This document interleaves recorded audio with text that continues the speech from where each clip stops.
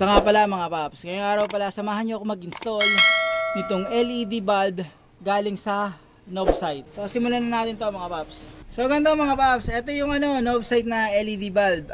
Ito sponsored to sa akin. So pinadala nila tapos kabit ko raw, subukan ko raw kung all goods ba. So itong Novsite na to, gusto niyo makita yung mga nila, yung mga LED bulb nila. May mga camping gear nga sila. Check niyo na lang yung website or yung link sa description ng video. So ito siya. Ito legit na Novsite to. So ito siya. Yan, makita niyo naman yan. Okay. Ayun, buksan na natin to. So ito siya. So ito yung laman niya. Ito. User's manual. Ito.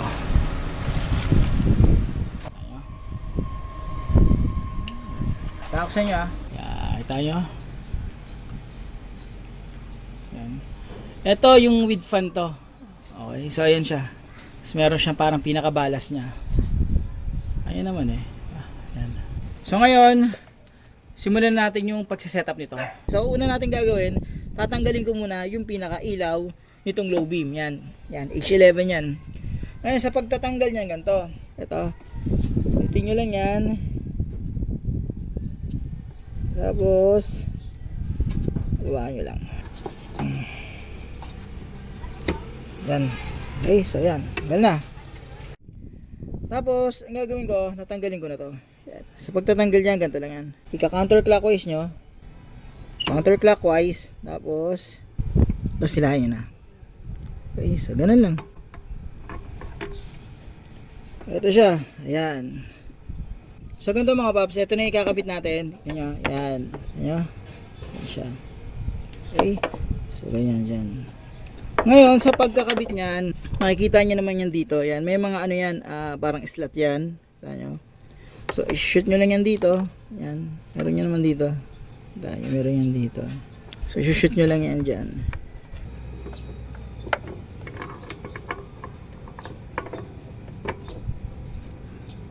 Yan. Yan. Tapos, ipihitin nyo lang yan, ganyan. Okay, so ganun lang. Diba? So next natin, dito naman tayo sa may driver side. Sa driver side, nakita nyo to? Yan. Ganun din ang gagawin ko. Anuhin ko yan. Pindutin lang to. Yan, pipindutin to. Tapos, mahihila ko na yan. Yan. Sa pagtatanggal, madali lang rin. Counterclockwise. Okay, so counterclockwise. Tapos hila. Yan lang. Ngayon ikakabit ko na to mga paps. Ito, yan. Okay, so kabit ko na to. So ayan, napasok ko na. Ngayon ika-clockwise ko yan.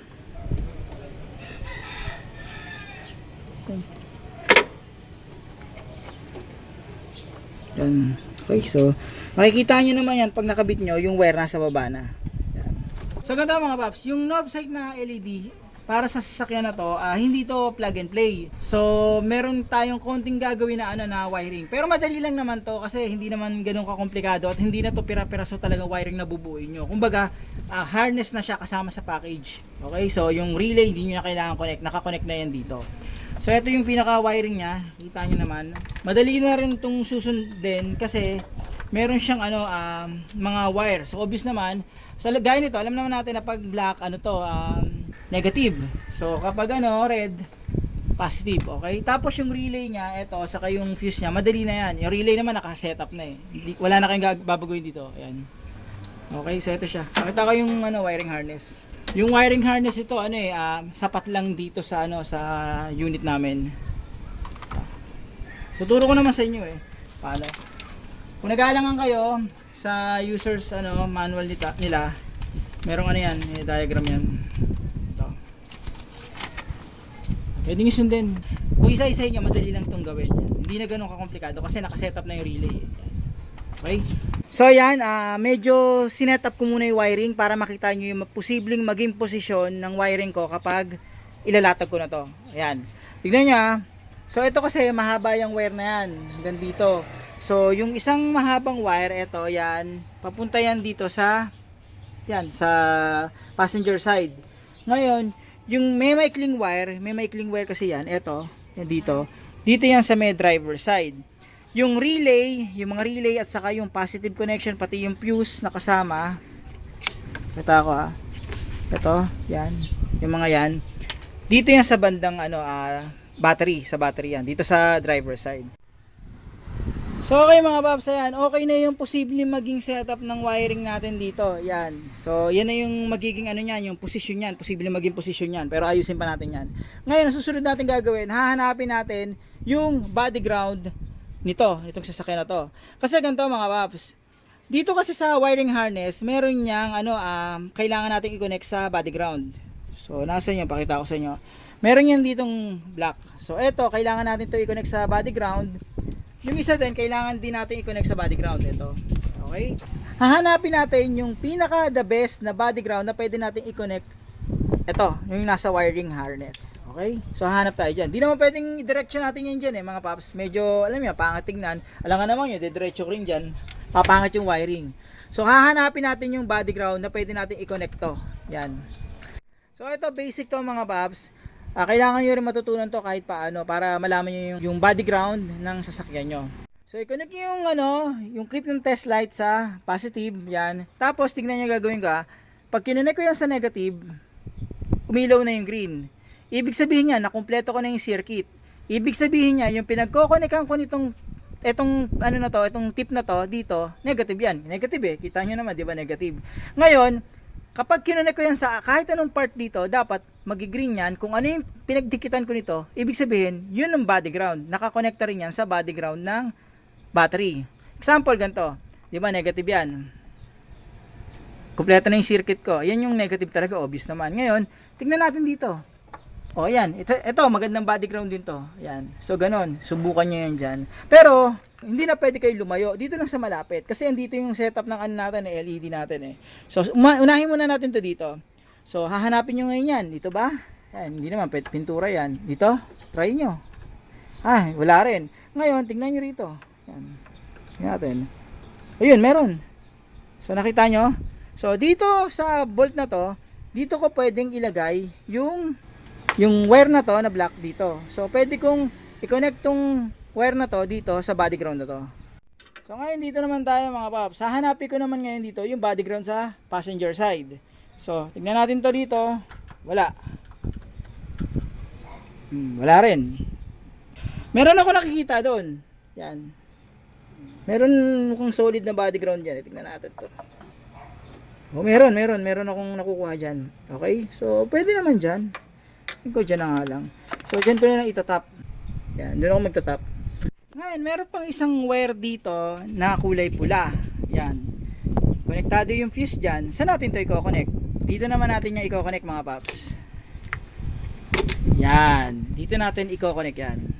Okay? So, ito, pula, positive. So, mga paps, bago pala i-connect yung positive at saka yung body ground dyan, ito, depende sa diskarte nyo kung saan nyo papadaanin yung pinaka wiring nito. Sa akin, ang gagawin ko, papadaanin ko siya dito. Tatry kong padaanin yan dito. Dito, babaybayin niya yan dito. Yan, dyan. Hanggang lulusot yan dito. Pupunta ron. Okay? Papakita ko na sa inyo mamaya. Pero sa inyo, depende kung anong diskarte nyo. Bahala kayo kung dito. Bahala kayo kung sa baba. Pero sa akin kasi, ang gusto ko lang dito. Dito ko papadaanin. Okay? So, depende sa diskarte nyo mga paps. So ayan mga paps, ito na ang ginawa ko. Ayan muna, pansamantala muna yan. Ayan siya. Ngayon gagawin ko, i-connect ko na yung mga dapat i-connect muna para mapakita ko sa inyo. So mga paps, dito tayo sa passenger side. Ngayon, i-connect ko na itong black dito sa body ground. Okay? So ayan siya.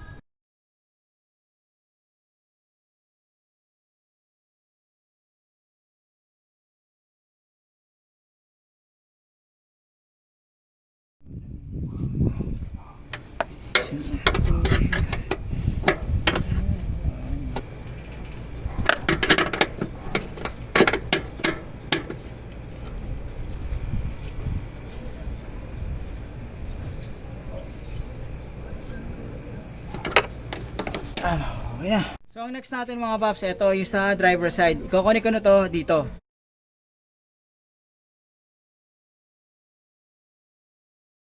So ayan mga paps, nakabit ko na to. Ngayon, susunod ko yung pinaka-positive niya. So okay mga paps, ayan, okay na to. Nakabit ko na yung pinaka-body ground dito. Ngayon, bago ko i-connect yung pinaka-positive dito, may gagawin muna ako. So okay mga paps, ganito. Ito yung yung sa LED. Yan, ito yung sa LED, tapos ito yung connector dun sa harness. Ngayon, i-connect ko na yan dito. Yung power dito, yung pinaka original na connector dito, magiging na to, useless na to mga paps. So disable na to, wala na tong silbi. So ito yung sa LED, yan, tapos ito yung sa may wire harness. Kukunik ko na to mga paps. I-check nyo yung positive at saka negative. So obvious naman mga paps, positive red, negative black. Nakalagay naman yan dito may label yan no. May maliit dito nakasulat, positive at saka negative. So simple, i-connect na lang natin. Okay? So double check. Positive, pula, negative, black. Okay? So, i-double check nyo to mga paps ha. So mga paps, dito na tayo sa driver side. Ngayon, ito yung ilaw sa LED. Yan. Tapos, ito yung isang connector. Yan. So, kukonect natin, positive, negative ulit. So, positive, pula, negative, itim. Okay? Positive, pula. Yan. Positive, pula, negative, itim. Okay? So, kukonect na natin to. Yan. Okay na yan. All goods na. So dito na tayo mga paps, sa wiring harness na kasama, merong isa pang natitirang connector, ito. So ayan siya. Ngayon, yung isang natitirang connector dito, i-connect natin to sa pinaka main power nitong LED na to. Okay? So ano ba yon? Ito yung original na connector ng LED. Medyo mahirap ipakita eh. Ayun, nakikita nyo yung green na yan. Yan talaga yung default na nakakabit sa LED bulb. Okay? So yan yung pinanggagalingan ng power. So etong isang to, nakalabas sa wiring harness, i-connect natin to doon. So ayan siya. Tignan nyo dito mga paps ha. Mayroon naman yan kulay yan Nakalagay dito kasi yung kulay pula saka black and white.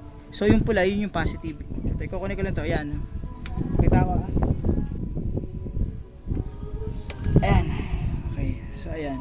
Naka-connect na. So check. Pula, itim. Okay? Positive, pula, negative, black.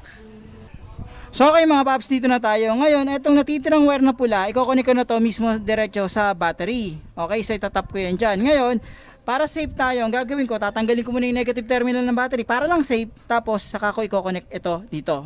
Okay, so tanggalin ko muna yung negative terminal ng battery mga paps. Para lang safe.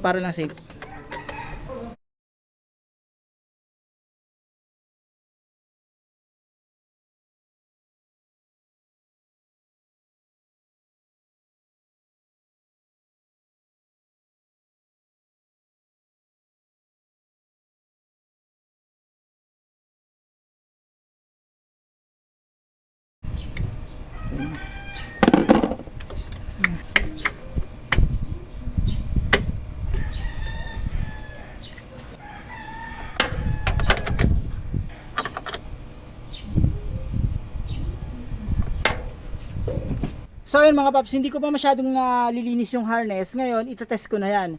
Bago nyo itest, i-check nyo muna yung mga wirings para sigurado kahit positive, negative yon, hanggat maaari, i-double check nyo para hindi magkapalit. Okay? So ngayon, itetest ko na to.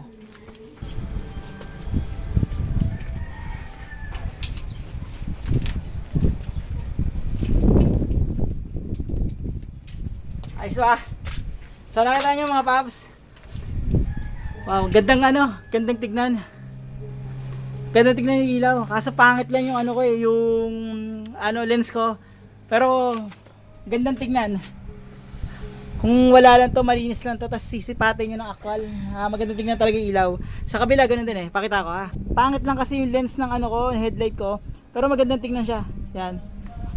Ito pangit kasi dyan yung lens ko So ayun siya, tignan nyo. Okay? Ayun mga paps, umikot siya. Ayun umikot. Umikot siya. Yung kabila, titignan ko ha.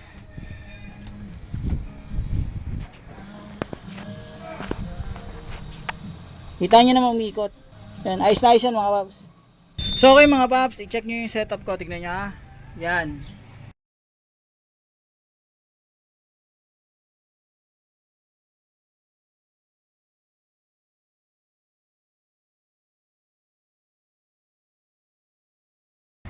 So mamaya siguro o paggabi, testingin ko na to. Okay na mga paps? So So okay mga paps, yun, nakita nyo liwanag yan. Kita nyo, di ba? Ayan siya. So kung titignan nyo yan, ayan. Yan. Sobrang liwanag yan mga paps. So yun. Kita nyo? Pakita ko sa inyo yung yung view sa loob. Tingnan nyo. Pag high beam ko yan, parang wala na nagsilbi yung high beam eh. Yun yung high beam mo. Tapos pag pinatay ko, yan. Tapos pag inon ko, tanyo, maliwanag yan mga paps. Sobrang yan, solid yan. So ayun mga paps, nakita nyo yung buga ng LED na to. So masasabi ko dito mga paps, sobrang sulit nito. Talagang maliwanag siya.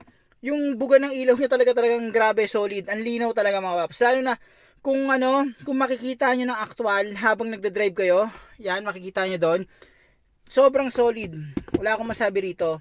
So, eto nga pala, yung link nito nasa description.